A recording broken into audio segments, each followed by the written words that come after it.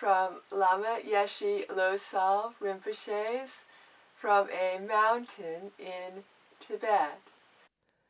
My part in this great team effort has been small, but I hope it's been useful.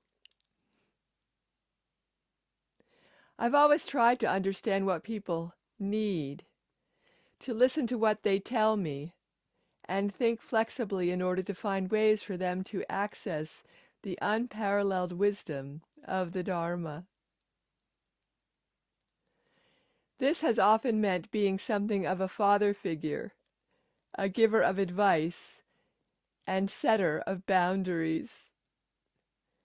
The word guru is a very loaded term in English, and it doesn't sit that comfortably with me,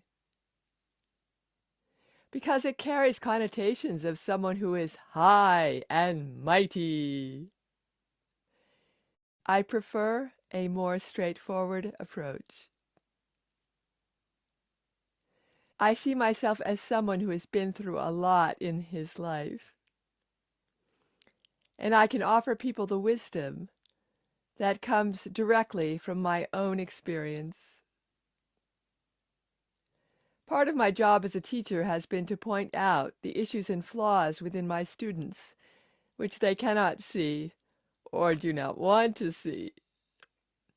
Some of my students used to call me a truth doctor, because I wanted to tell them the truth and not beat around the bush.